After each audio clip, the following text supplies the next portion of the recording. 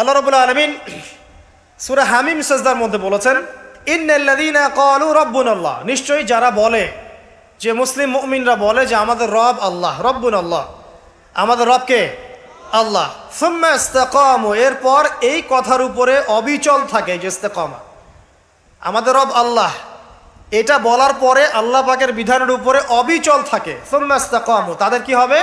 তাতানাজ্জালু আলাইহিমুল মালায়েকা, তাদের উপরে আল্লাহর রহমতের ফেরেশতারা নেমে আসবেন ইনশাআল্লাহ।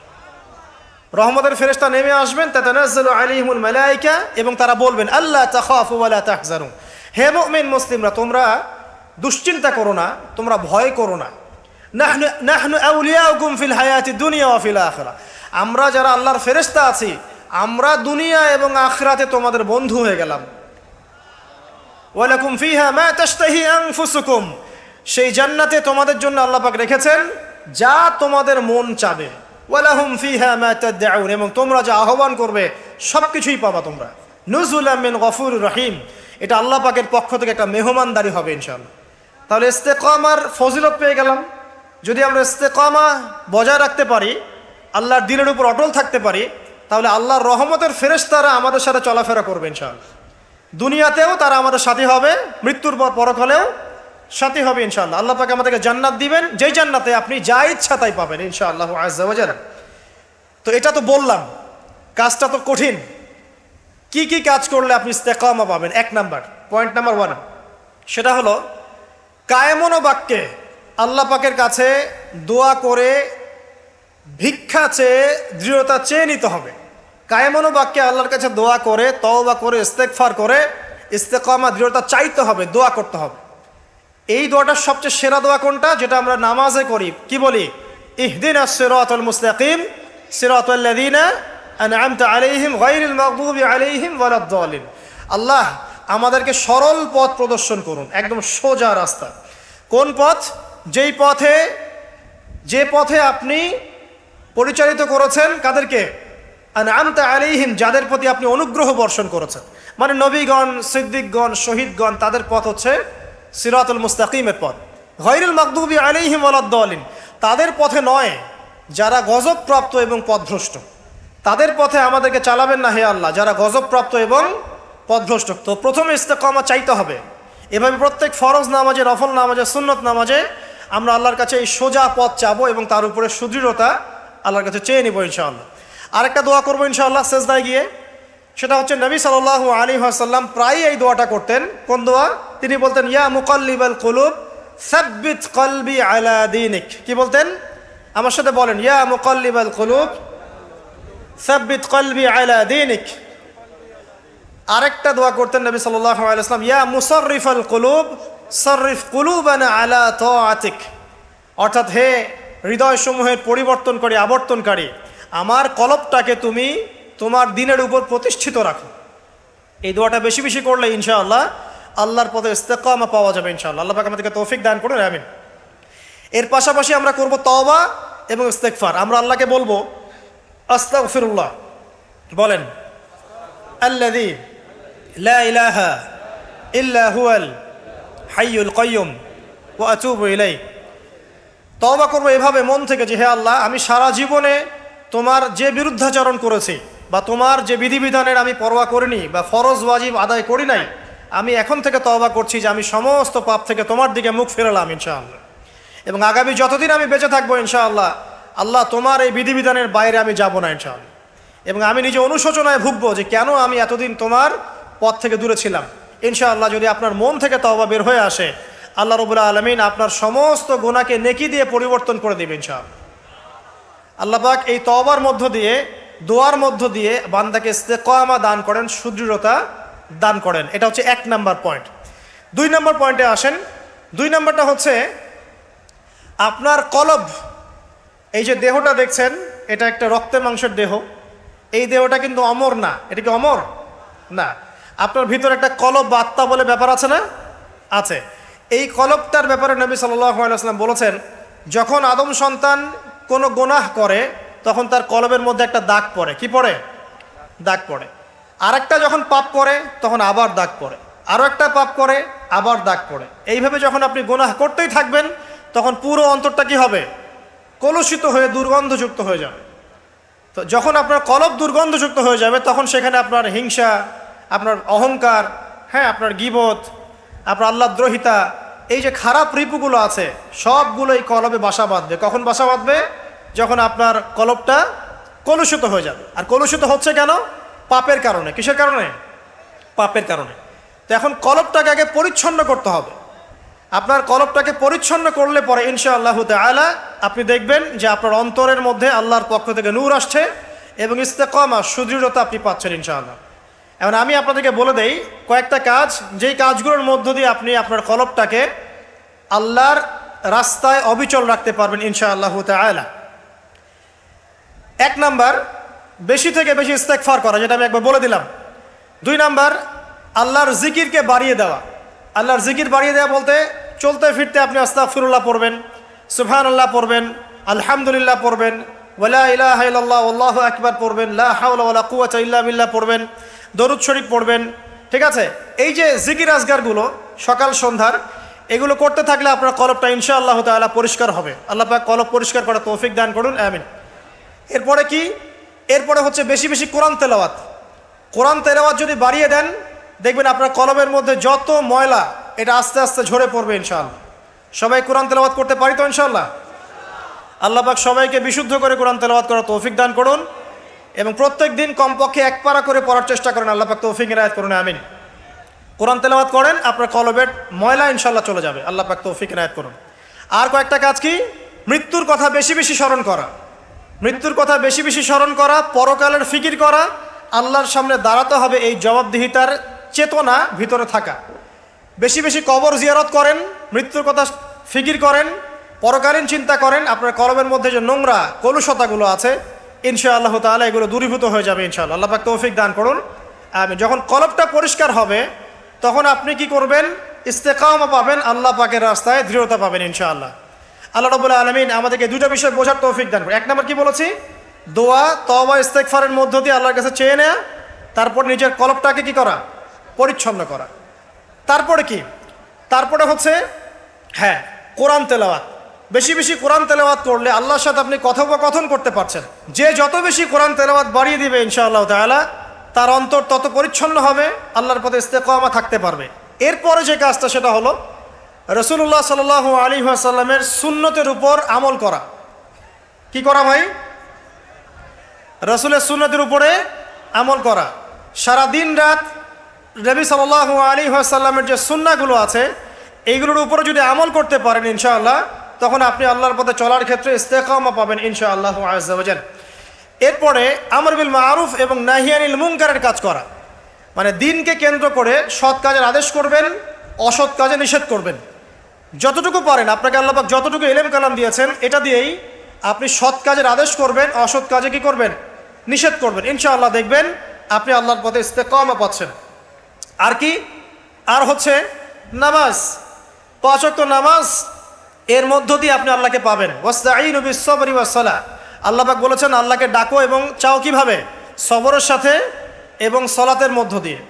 যত নামাজ বাড়িয়ে দিবেন, জামাতে পাবন্দি করবেন, নফল বাড়িয়ে দিবেন, সুন্নত বাড়িয়ে দিবেন, আল্লাহ পাক ইনশাআল্লাহ আপনাকে দিনের পথে চলার ক্ষেত্রে ইস্তেকামা দান করবেন ইনশাআল্লাহ।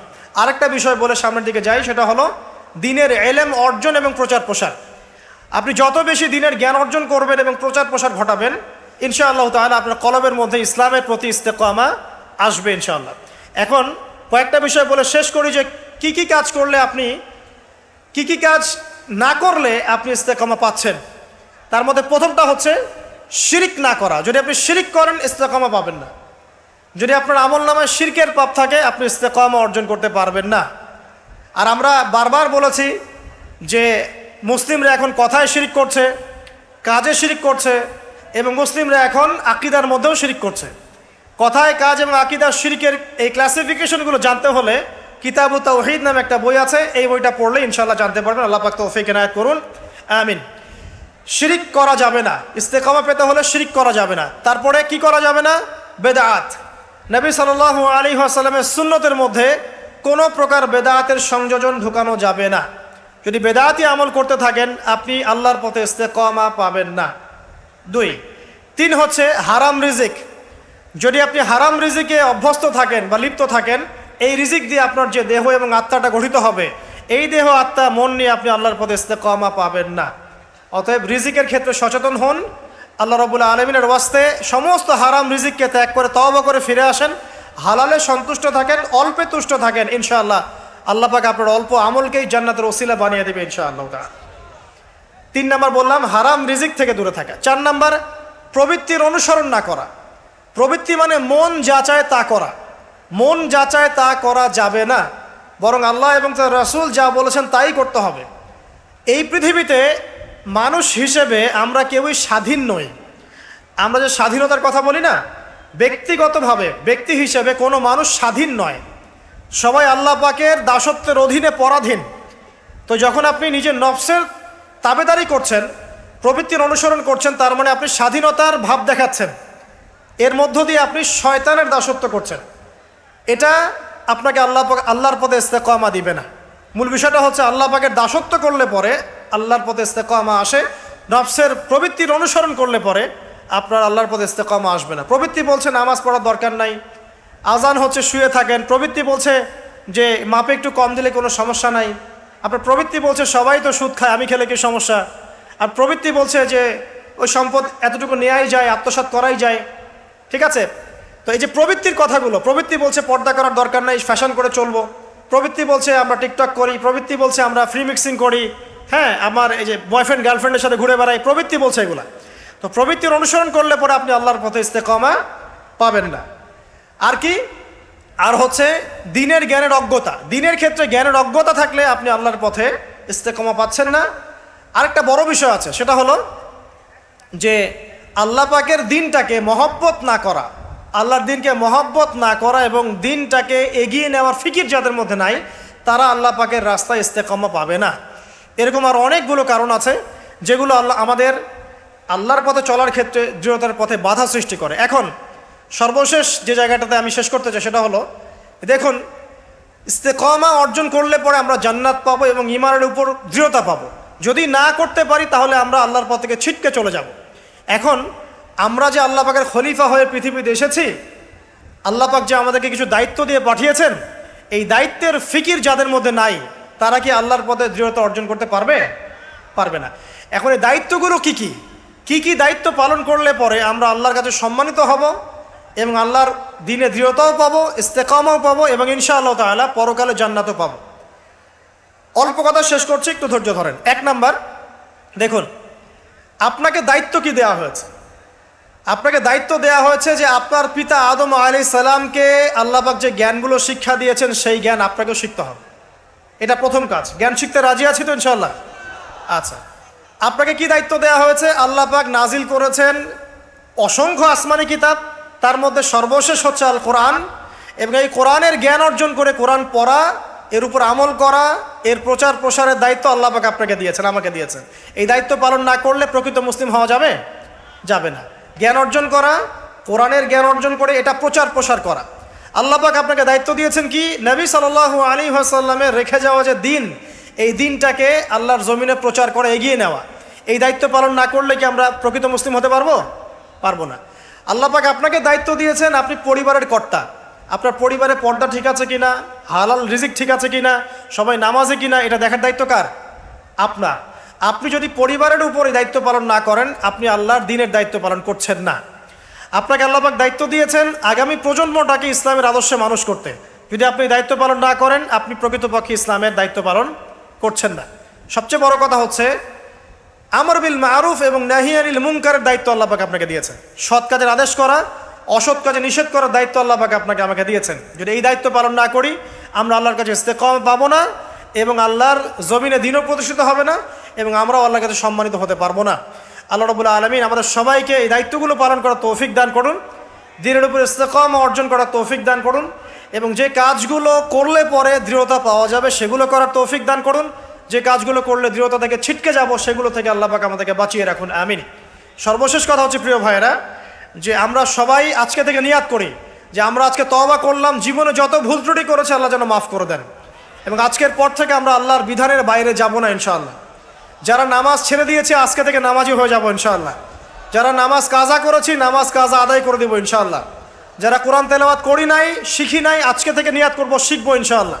যারা কোরআন তেলাওয়াত করা জানি, প্রতিদিন এক পারা করে পড়বো ইনশাআল্লাহ।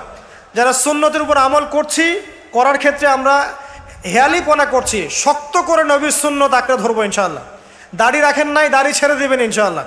টাকনুর নিচে কাপড় পরছেন, কাপড় উঠিয়ে নেবেন ইনশাআল্লাহ। যারা পর্দা করি নাই, আজকে নিয়াত করবো যে আজকের বাসায় গিয়ে আমরা পর্দা করা শুরু করবো ইনশাআল্লাহ তাআলা। জীবনে যত গুনাহ করেছি, এই সমস্ত গুনাহ থেকে আল্লাহর কাছে আমরা তওবা করব এবং ঈমান, আকীদা, আমলের উপরে আল্লাহর কাছে দৃঢ়তা প্রার্থনা করে নেব ইনশাআল্লাহ। আবারও বলছি, আল্লাহুম্মা ইহদিনা সিরাতাল মুস্তাকিম, ইয়া মুকাল্লিবাল কুলুব সাব্বিত কুলুবানা আলা তাআতিক, ইয়া মুসাররিফাল কুলুব সাররিফ কুলুবানা আলা দীনিক।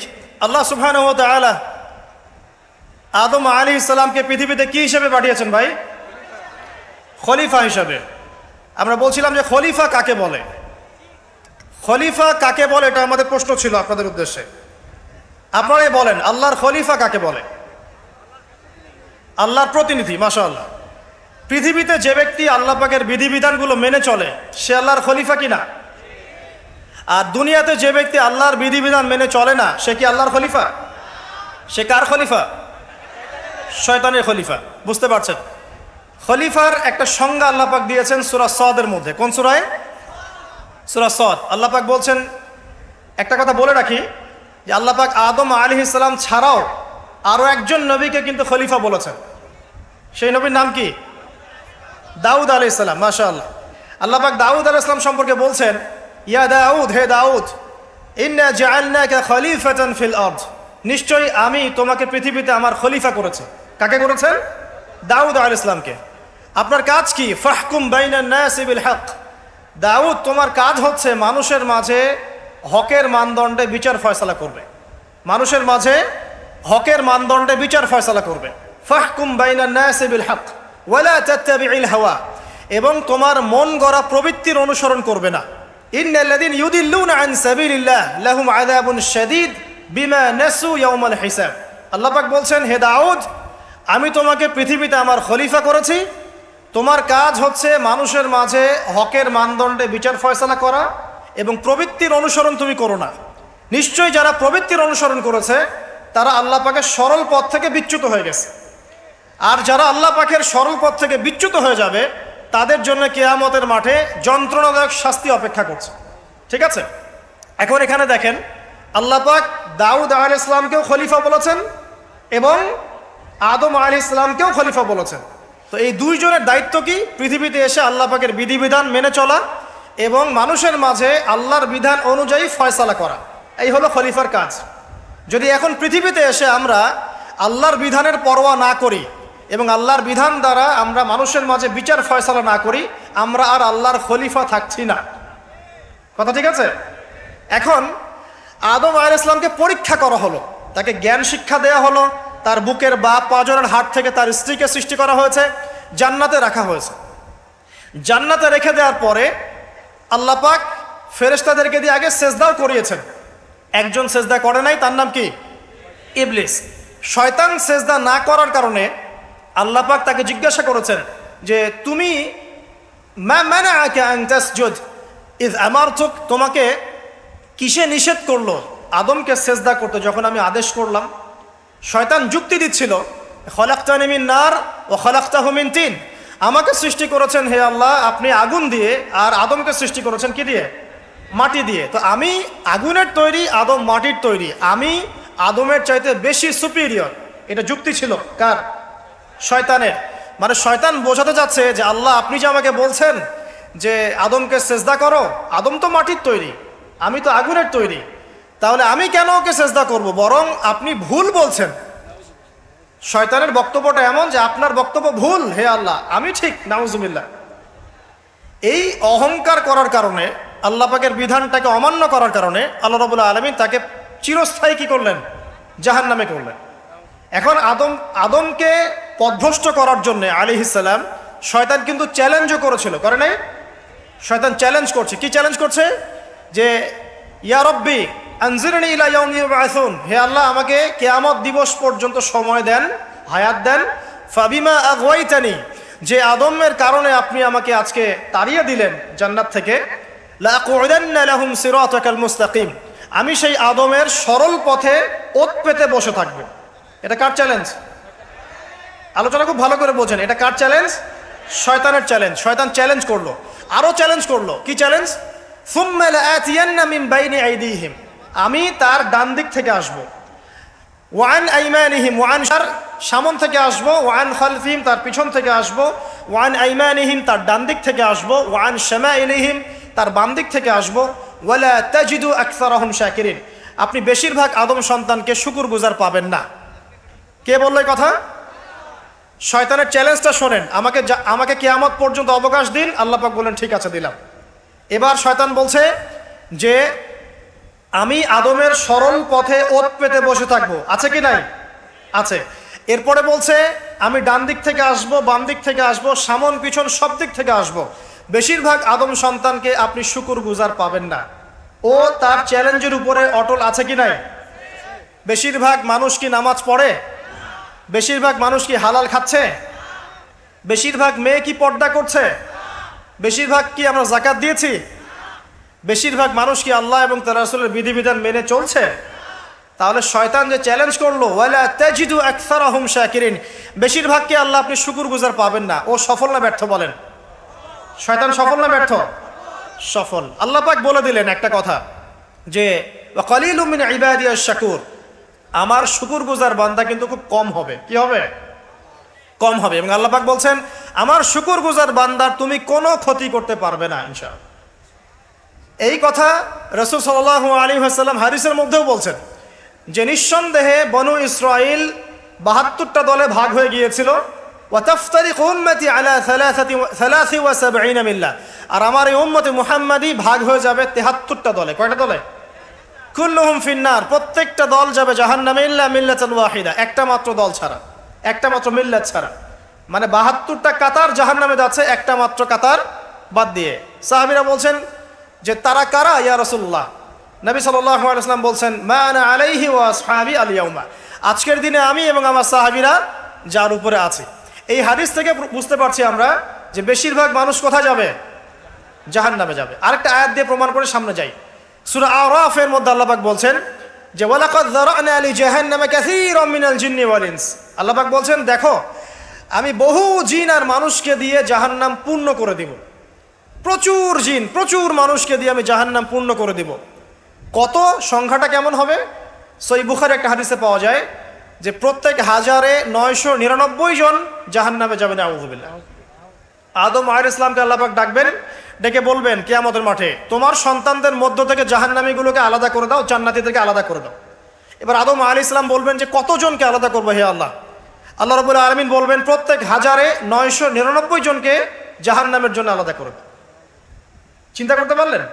তার মানে এখানে একটা বিষয় বোঝার আছে, প্রত্যেক ১,৯৯৯ জন যে জাহান্নামে যাচ্ছে কি কারণে যাবে? কোন পাপের কারণে যাবে? কে বলতে পারবেন কোন পাপের কারণে যাবে? মাশাআল্লাহ, শিরকের কারণে। কারণ কি? কারণ শিরক ছাড়া অন্য যে কোনো গুনাহ আল্লাহ পাক মাফ করতে পারেন, পারেন না? কিন্তু শিরকের গুনাহ থেকে তওবা না করে যদি মারা যায় আল্লাহ কি মাফ করবেন? আল্লাহ পাক সূরা নিসার মধ্যে বলেছেন যে আল্লাহ পাক যে কোনো গুনাহ যাকে ইচ্ছা মাফ করতে পারেন। যে কোনো গুনাহ, আপনি চুরি করেছেন আল্লাহ চাইলে মাফ করতে পারেন, জেনা করেছেন তওবা করলে আল্লাহ পাক মাফ করতে পারেন, আপনি নামাজ পড়েন নাই তওবা করেছেন আল্লাহ চাইলে মাফ করতে পারেন, যাকাত দেন নাই মাফ করতে পারেন, আপনি সুদ খেয়েছেন তারপরেও তওবা করলে আল্লাহ পাক মাফ করতে পারেন। কিন্তু শিরক করেছেন, বিনা তওবায় মারা গেছেন, আমল নামে শিরকের পাপ আছে, আল্লাহ পাক মাফ করবেন না এমনটাই বলেছে। বরং আল্লাহ পাক বলছেন যে হে আদম সন্তান, তুমি যদি আমার সামনে আসমান জমিন সমান গুনাহ নিয়ে হাজির হও, মানে গুনাহ তোমার আসমান এবং জমিনের সমান হয়ে গেছে কিন্তু তোমার আমল নামায় কোনো শিরকের পাপ নাই, তাহলে আমি তোমার সামনে আসমান জমিন সমান ক্ষমা নিয়ে হাজির হব।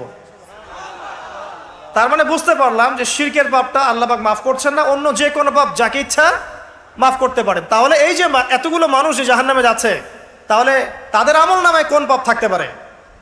বুঝতে পারছেন না এবার? তাহলে তাদের আমল নামায় নিঃসন্দেহে শিরকের পাপ আছে। তার মানে এমন একটা যুগের মানুষ বেশি জাহান্নামে যাবে যে যুগের মধ্যে শিরক দিয়ে ভর্তি। কথা কি বুঝতে পারছেন? এটা কোন যুগ? যে যুগের মধ্যে শিরক দিয়ে সব ক্ষেত্র ভর্তি।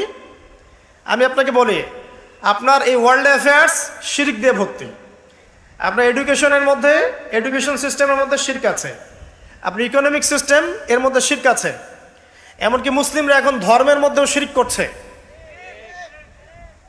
পড়াশোনা বলেন, অর্থনীতি বলেন, জিওপলিটিক্স বলেন, সমাজ বলেন, ধর্মতাত্ত্বিক দর্শনগুলো বলেন, এগুলো এখন শিরক দিয়ে ভর্তি। কোথায় কোথায় শিরক আছে এটা ব্যাখ্যা করতে গেলে সারা রাত চলে যাবে। শুধু এতটুকু বলে দিলাম, এই বিশ্বটা এখন শিরকি বিশ্ব চলছে। প্রতিটা ক্ষেত্রেই আল্লাহদ্রোহিতা, প্রতিটা ক্ষেত্রে কি আল্লাহদ্রোহিতা। আল্লাহ বলছেন সুদ খেও না, মানুষ বলছে সুদ না খেলে কি এখন চলা যায়। আল্লাহ বলছেন মদ খাওয়া হারাম, মানুষ বলছে মদ খাওয়া হারাম কেন, এটা ব্যক্তি স্বাধীনতা। মানে এই যুগটা হচ্ছে আল্লাহদ্রোহিতার যুগ। আল্লাহ বলছেন ইকরা বিসমি রাব্বিকাল্লাযী খালাক, তুমি সেই জ্ঞান অর্জন করো যা তোমাকে আল্লাহ পর্যন্ত পৌঁছাবে। এখন আমরা সারা জীবন পড়াশোনা করছি, আল্লাহ খোদার নাম নাই। প্রতিটা ক্ষেত্র আল্লাহ পাক বলছেন ওয়ামান লাম ইয়াহকুম বিমা আনজালাল্লাহু ফাউলাইকা হুমুল কাফিরুন, যারা আল্লাহ পাকের বিধান অনুযায়ী ফয়সালা করছে না, এরা জালেম, এরা ফাসিক, এরা কাফের।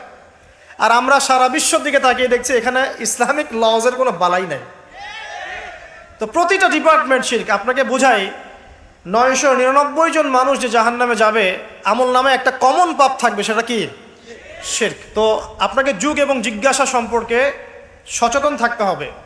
যে কথাটা বলতে গিয়ে এদিকে আসলাম, যে আল্লাহ রাব্বুল আলামিন জ্ঞানের মাধ্যমে আমাদের পিতাকে সম্মানিত করেছেন এবং নবী সাল্লাল্লাহু আলাইহি ওয়াসাল্লামের প্রতিও কিন্তু প্রথম জ্ঞানের ওহী করা হয়েছে। উম্মতে মুহাম্মাদি হিসেবে আমাদের করণীয় হচ্ছে প্রথমে জ্ঞান অর্জন করা। কারণ আমরা এই পৃথিবীতে সাধারণ কোনো সৃষ্টি নই, আমরা আল্লাহ পাকের খলিফা। আমরা আল্লাহর কি খলিফা। আমাদের উপর দায়িত্ব হচ্ছে আমরা আল্লাহর বিধিবিধান মেনে চলবো, অন্যকেও সেই পথে আহ্বান করবো ইনশাআল্লাহ। এটা হচ্ছে আমাদের অ্যাজ এ খলিফা আমাদের ফাংশন। আমাদেরকে আল্লাহ পাক যেখানে দায়িত্ব দিবেন সেখানেই আমরা আল্লাহ পাকের বিধানের পরোয়া করব। আল্লাহ পাকের বিধানকে পাশ কাটিয়ে চলে যাব না ইনশাআল্লাহ। এখন এটা বলা যতটা সহজ, করা কিন্তু খুব কঠিন, তাই না? এটা বলা সহজ, কিন্তু করা কিন্তু এতটা সহজ নয়। কিভাবে সহজ নয়? আপনি মুসলিমদের মধ্যে দেখবেন আমরা সবাই এক আল্লাহর বান্দা, একজন নবীর উম্মত, একটা কেবলা, একটা কিতাব। তারপরে দেখবেন আমরা শততা বিভক্ত না, এখন বিভিন্ন দল উপদল মতবাদে বিভক্ত না।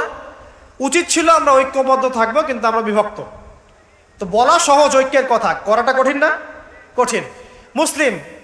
মুসলিমদের কথা হচ্ছে যে মুসলিমরা পড়াশোনা করবে, দিনের এলেম কালাম শিখবে, শিখে মানুষকে শেখাবে এবং সমসাময়িক উপকারী জ্ঞানগুলোও শিখবে। জেনারেল এবং ইসলামিক উভয় দিকেই মুসলিমরা কি হবে? পারদর্শী হবে। কিন্তু বাস্তবটা কি? বাস্তবে গিয়ে আমরা দেখতে পাচ্ছি যে আমরা দুনিয়ার ফিকির যতটা বেশি করছি, দিনের জ্ঞানের ফিকির এতটা নাই। তো দেখেন, বলা সহজ, করা কিন্তু কঠিন। আমাদের উচিত ছিল যে আমরা হালাল খাবো, আমরা সুদ ঘুষ দুর্নীতির কাছে যাব না, এটা উচিত ছিল আমাদের। কিন্তু আমরা বাস্তবে কি দেখছি? ম্যাক্সিমাম মুসলিমই এখন সুদ খাচ্ছে না? ম্যাক্সিমাম মুসলিমই দেখা যায় ঘুষ ছাড়া জব হচ্ছে না, দুর্নীতি করতে হচ্ছে, অন্যের সম্পদ আত্মসাৎ করছি আমরা, এবং এগুলোকে আমরা ইসলামের অংশ বলে মনেও করছি না। মনের মধ্যে আল্লাহ পাকের ভয়ও কাজ করছে না, মনে হচ্ছে একবার হজ করে আসবো, সব গুনাহ মাফ হয়ে যাবে, তাই না? তো বলাটা কিন্তু সহজ, করাটা কি কঠিন। উচিত ছিল যে মুসলিম মহিলা যারা আছে সবাই পর্দা করবে, শালীনভাবে থাকবে। কিন্তু আপনি রাস্তাঘাটে চলাফেরা করলে দেখবেন সবাই যারা রাস্তায় ঘুরছে এরা মুসলিম পরিবারের মেয়ে, তারপরেও কাপড় চোপড়ে পর্দার কোনো বালাই নিসাউন কাসিয়াতুন আরিয়া, কাপড় পরেও নগ্ন হয়ে ঘুরছে না? আচ্ছা, এখন তো আমার অশ্লীলতাকে প্রমোট করা হচ্ছে। এখন আবার প্রমোট করা হচ্ছে যে এভাবেই নাকি 1000 বছর ধরে আমাদের মা বোনরা নাকি কাপড় পরেছে, নাউজুবিল্লাহ। তো দেখেন, বলাটা সহজ, করাটা কঠিন কেন? কারণ হচ্ছে ঈমান, আকীদা, সুন্নাহ, আমল, এগুলোর উপরে চলাটা যতটা সহজ, দৃঢ় থাকাটা এতটা সহজ নয়। এটা হচ্ছে মূল কথা। আমরা ইস্তেকামার কথা বলছিলাম, দৃঢ় থাকাটা কিন্তু এতটা সহজ নয়। চলা যায়, আপনি ভালো কাজ করতে পারবেন, আপনি ভালো কাজ চাইলে করতে পারবেন, কিন্তু গুনাহ ছাড়াটা কিন্তু এত সহজ নয়।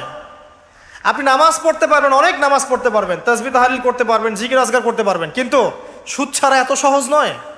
হারাম রিজিক ছাড়া কিন্তু এত সহজ নয়।